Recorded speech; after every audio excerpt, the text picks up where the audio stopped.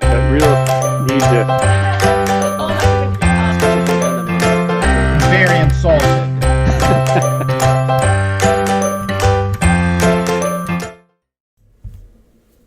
Welcome to Richmond Public Library's interview with a storyteller. Today we have the esteemed Canadian children's author Lorna Schultz Nicholson, who has written many books, and we're very excited to have her here. So Lorna, tell us about your latest project. And thank you so much for having me. I'm delighted to be here. And I've had a busy fall. So I've had a couple of books out this fall. One is a middle grade novel. It's a hockey novel, but it's and I've got a little picture of it. Taking the Ice. Yeah, and I don't have the books with me. I've given them all away. I didn't keep any. I thought it came to the interview and I thought, I've given them all away to all the lovely people who have helped me out along the way. I tend to do that with the copies that I'm given. But Taking the Ice is about a young boy named Aiden, and he's a hockey player, but his father has just passed away and he's moved. So more than the hockey stuff, it's also about grief, and he suffers from a little bit of anxiety. Also kindness. It's about being kind to other people. So there's also some leadership and some teamwork, and so I feel that, I mean, sometimes people will look and say, "Oh, it's a hockey novel." And I think, yeah, there's so much more than a hockey novel. That any middle grade student can read it because they can find out, even if it comes to working on a project or something, they can learn about teamwork and leadership. So it was a great fun novel to write, and I really liked the main character in it. So that's one that I had out, and that came out in September. And then I have another one out, and it's coming out tomorrow. I'm pretty excited about it. It's a young adult novel, but it is about a rower, and rowing in the boats, and it's kind of I'm so thrilled because our Canadian women's eight, I don't know if you're a big Olympic fan there, James, but our Canadian women's eight won the gold medal this summer at the Tokyo Olympics, and it was such an exciting race. And so when that happened, I was like, wow, I got a book out with a teenager who's on a rowing team, and she tries out for a team and she gets cut, and then she has to go home, and there's a lot of family drama, and there's a little bit of romance, and then there's a little bit of a suspense story to it too. Like, it's not really suspense, but there's a little bit of a mystery surrounding what actually happens to her when she goes back home. And there's this gentleman at the rowing club, and he offers to coach her in the single, which is a different boat than what she was rowing in. And she keeps the secret from her mom because her mom's not being real supportive of her rowing, and so there's that whole secrecy teen element going on with it. But there's also this lovely relationship between her and the gentleman, and it's not a romantic relationship. It's just a relationship that he's going to coach her, she's going to accept the coaching, and then she finds out something about him that makes her actually quite sad. But she it gives her energy to keep going and to keep pursuing this, and heading towards this race that she wants to go in, which of course she's hiding from her mom, who's made her move in with her boyfriend, and two kids. So it's got kind of all the teen stuff going on, lots of teen drama, but it also has that sport element to it. So that is when you least expect it. Did you expect me to talk that long right off the top? So my comment on that actually is kind of interesting, because I actually always thought that I hated hockey because I just wasn't a sports guy. I know it's a little sacrilege there, being Canadian and not liking hockey. But I've recently started going to some junior hockey games, actually. My girlfriend's kids play hockey, and it's been really interesting actually watching it. And I actually found myself at one game actually shouting and cheering, not me. So.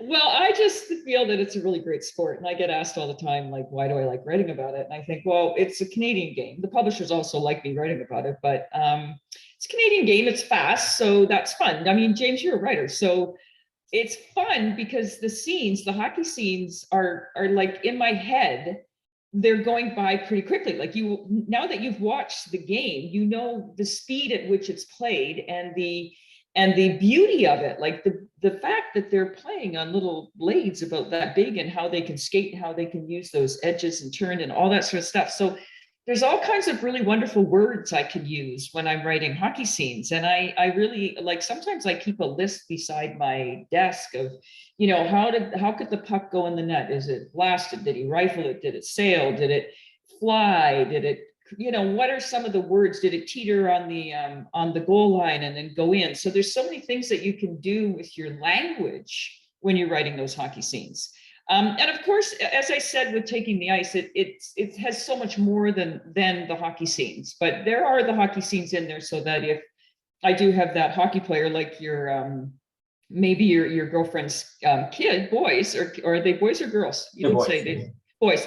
Then they can read it and get that out of it, but other kids can just read it to get what it's kind of about, like the storyline to it, the actual, just the kid's storyline. Yeah, totally agree with that. I've been talking to my students actually. I teach creative writing as well, and I've been talking to my students about the more interesting words to use. And so it's really interesting how you talk about with hockey. There's so many interesting different words that you can use for getting the puck into the net. Skating and everything, and just finding those more better verbs and better nouns. And so, like, what do you do, like, when you're like, what's your writing process? Do you sort of do the brain dump where you just get everything down and then you go through it, or do you change as you go? No, I'm not a changer as I go. I'm a A to B. I'm that kind of person that I do a lot of research ahead of time. I will research ahead of time. So I gather notes. So for instance, Aiden has a little bit of anxiety. So I needed to do research on that. So that meant talking to some kids that, possibly have anxiety for tryouts, who maybe have anxiety to go to their game, or, he's got a little anxiety because they moved and that kind of thing. And he's in a new situation. So I did a bunch of research on that prior to. So I just gather things and talk to people, right? Then when I start though, I do go A to B, and I try really hard not to go back and fix, because I find that if I fix, then I get bogged down. I'll do a little bit of it. Like I will read, if I finish one day, then the next day I might read what I wrote the day before and do a little fixing, but that's just to get me back into the storyline and where I'm at. So I go to A to B because I figure if I can't fix a blank page. So if I get the whole thing finished, then I can go back and edit it. And that's actually my favorite part of writing, is that second edit, that second and third edit, that you go back in and then you expand the characters, or you maybe take a character out, or you find something different, you make sure they're not stereotypical, that kind of thing, right? So that's kind of my favorite edit, but that's how I operate. Now, when I teach writing, like I know you say you're teaching, I try to tell the kids that it's your process. Like everybody has a process. So I'm going to ask you, what's your process? Oh boy. You know what? I think I got it looks like I might have the audio. Nope, I don't have the audio on me. I don't know why it's not coming in on me, but that's okay. Okay. I'm a pantser. So I write by the seat of my pants. I just sit down, I have an idea, and I just start writing it. And and then it's the same thing. It's that second draft that I really like and I really get into, and that's where sort of everything starts to shine and make sense. And all of a sudden you start to see, this is how this is going to connect to this other part in the book, and you really start to put all those pieces together. But for me, I'm not a plotter. I don't sit down and write the plot. But when I teach students, exactly, like I tell them, if you're a plotter, that's okay. Like there's no wrong way of doing it. You just want to get rid of that blank page, because as you said, you can edit what's on the page, but you can't edit a blank page. No, you can't. And see, and for anybody who's watching, I mean, as writers, we talk about the plotter versus the pantser. So here you have it here, because I tend to be a little bit more of a plotter. Like I sometimes do outlines. Like I like to write down a chapter 1, chapter 2, chapter 3, chapter 4. And I don't write a lot. Like I'll write, Aiden went to practice today. He had a bad practice or whatever. Like, so-and-so was mean to him, or so-and-so, whatever happens, how it happened. So, and it's only like one or two or three sentences. That's going to be that chapter, but it gets me to the end. And so, but you sit down and you just write. Now, do you find that you get surprises? All the time, When you do yeah. that all the time. All That's the fun. time. And sometimes, well, you and I actually have something in common, because my next book coming out is, it's not it was going to be a rowing actually, but Oh, really? yeah, it wound up being dragon boating. So yeah, Oh, because my next book is a parody of the battle of Salamis, which was an ancient battle between the Greeks and the Persians on sea. And so the parody is that it's actually a dragon boat race in Steveston. And oh my God, that's so yeah, exciting. I love Steveston. Steveston's yeah, such a great little town. yeah. Oh, that's exciting. Yeah. I mean, there's different forms of rowing. I mean, I wrote about the actual, like, where they sit in the shells. And in the back of the book is a glossary, like a rowing glossary, which is really, was kind of fun to write. And I had some of my old rowing friends, because I used to row. So the rowing book is kind of really near and dear to my heart, because I used to row, and I also coach. So I rowed in St. Catharines, Ontario in high school, and I actually rowed in the very first, it takes me, I mean, it ages me, but I rowed in the very first female crews that were allowed to row in the Canadian Secondary School Regatta. They never had any races for females. And so they decided that they would race an 8 and a 4. So there was all kinds of boys events, like, there was all the male events, and there were singles and doubles and lightweights. There was nothing for females. And so they decided to put in an 8 and a 4. And so in my high school, we had crew, and I joined the crew because I was an athlete and I joined everything. So we raced, but the boys raced 2,000 meters, but they made the girls race 1,000 meters, because they didn't think that we would be able to race 2,000 meters, which doesn't make any sense, because the 1,000 is more of a power race anyway. And the 2,000 is longer, more muscular endurance, which would be better for females anyway. But anyway, they made us row 1,000, and there was only the 2 races. So that got me hooked on the sport. And then I continued to row. I rowed in university, and then I also rowed, I coached. I coached at the University of Victoria. So it's kind of a book that's really near and dear to my heart because of a lot of what I did. So that takes me to something that you probably maybe teach your students too, is that write what you know sometimes. Like, you can write what you don't know. And if you write what you don't know, you have to do your research. And I'll tell you though, even with this one, even though I was a rower, I coached, I still got people to vet my book for me, because I'm out of it for how many years? Like, things have changed.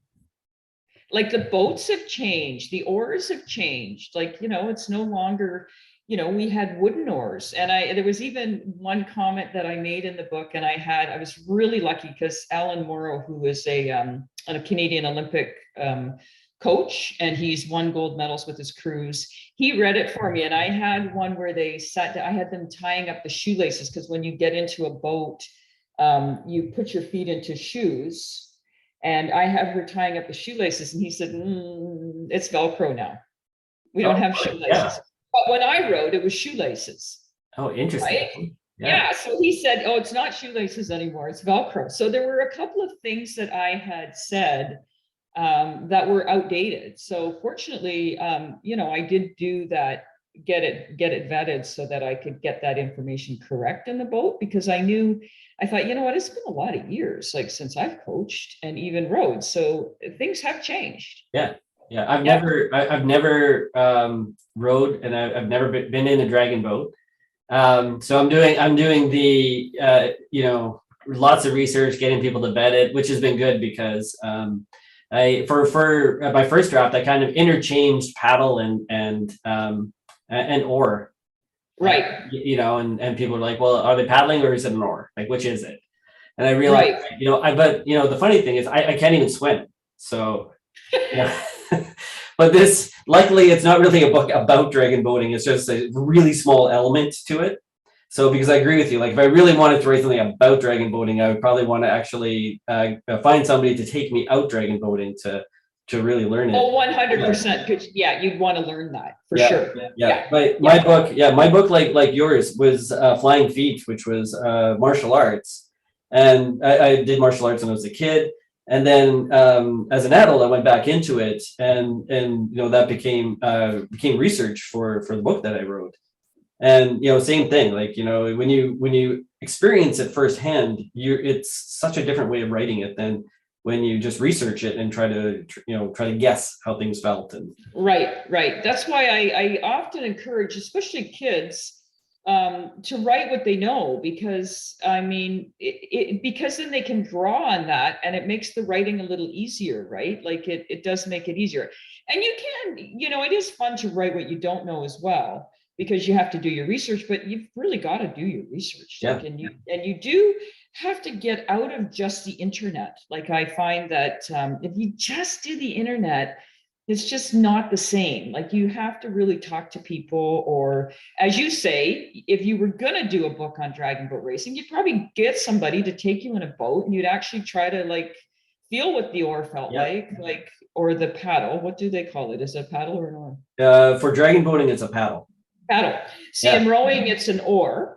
But then when she moved into the single boat, it's a scull.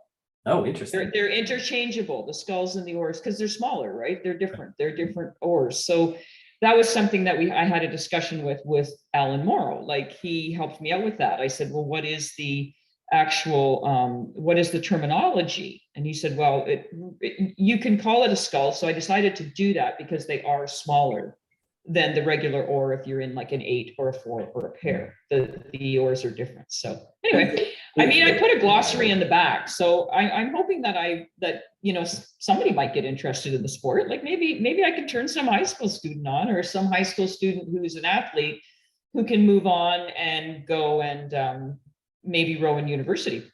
Yeah, because that's a really big thing with rowing, is that you can actually, when I coached, and I coached novice women, was one of my first years at the University of Victoria, I looked around campus for students who were former athletes, maybe a basketball player, a volleyball player, who weren't doing their sports out of high school anymore, but who were actually athletic enough that they would be, come get into a boat, because it's pretty physically demanding, right? Like it's not an easy sport.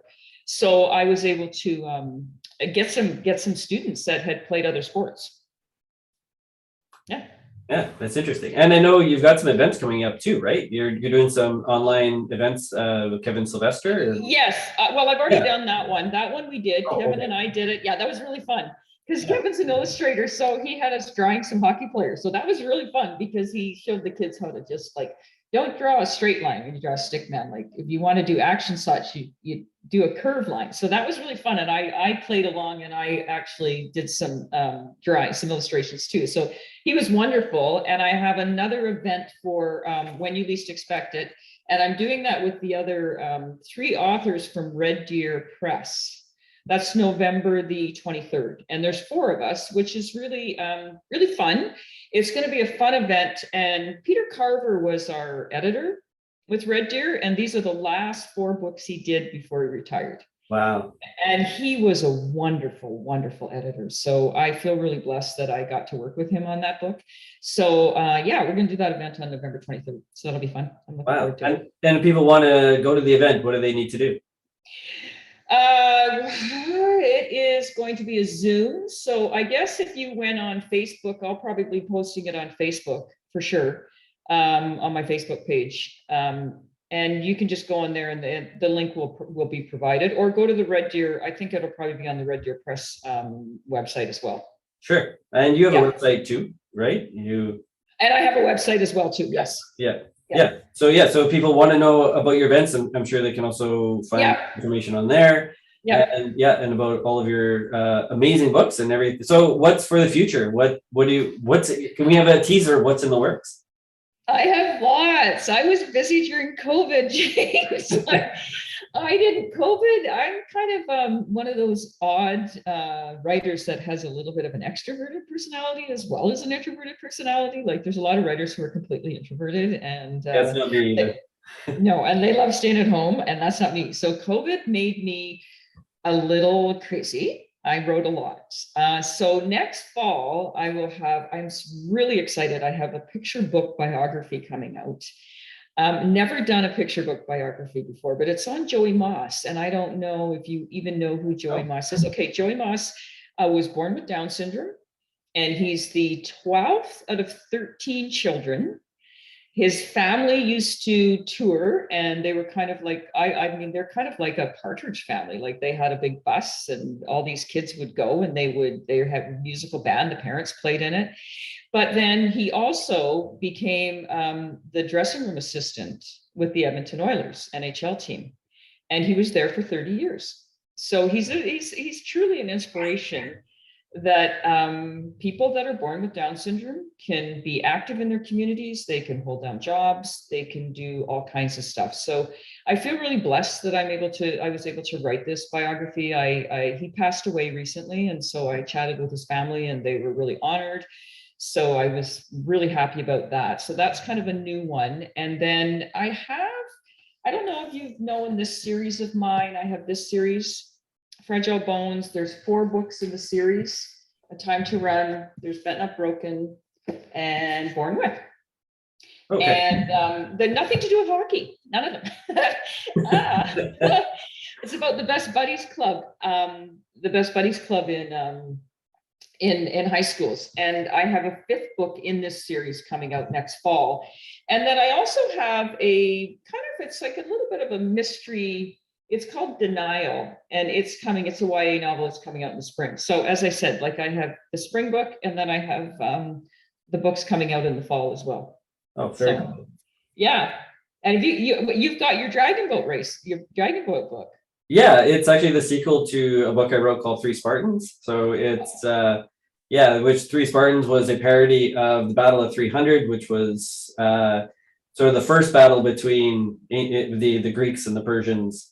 And then it led to the Battle of Salamis, which is the second book. And but same thing, as you were talking about before. I mean, writing what you know, obviously I've never been to ancient Greece, so, but because I have a passion about it, and I've spent most of my life reading about it, because I'm fascinated by, that whole era. It's wild, the stuff that went on. It's really neat to write it in a way that, I'm sure with the biography too, writing, these really big topics in a way that kids can absorb it, and then they become interested in it, so that they'll hopefully continue to do their own research and to learn more. I always admire people who are writing from, like, I admire that kind of writing, because I write a lot of contemporary work. So whenever I read something like that, I'm always like, this writer has such a good imagination. I mean, it's so cool to for like the mythology and all that sort of stuff, right? And if you were fascinated in it as a kid, that's great. Like, that's really exciting, right? Yeah. Actually, as an adult, in my 20s, I was taking a theater degree, and I had to take one class to, for I can't remember what it was called now. It's been so long. But I took an introduction to ancient history, and it was one of the courses I had to take to finish my degree. And I loved it. And I found they actually approached me because they wanted me to take a master's in history. Wow. And I said I thought to myself, I'm not going to make enough money in masters of history, so I'm not going to do that. So, I went off to become an actor instead. So. And then the funny thing is, instead of becoming an actor, I became a writer. So, yeah. One doesn't lead well into the other. It doesn't. It's definitely all things you do because you love doing them. But, but all that led me to becoming, library tech, which has been pretty fantastic. So. There you go. And then we get to have a chit chat. So that's really good. Exactly. I get to meet all these amazing people, which is really cool. Yeah. So it is getting up to be 11 o'clock, which I want to be, respectful of your time, because you've got so many projects to do and so much writing to do. Yeah. We need more books from you, because you're writing so many fantastic stuff. Thank you. Thank you so much. And thank you so much for having me on. I really appreciate it. Yeah, thank you so much for coming on. And I will definitely, when I put this up on YouTube and people will hear the full audio, we'll also have a link to your webpage so that people know. Perfect. Excellent. Great.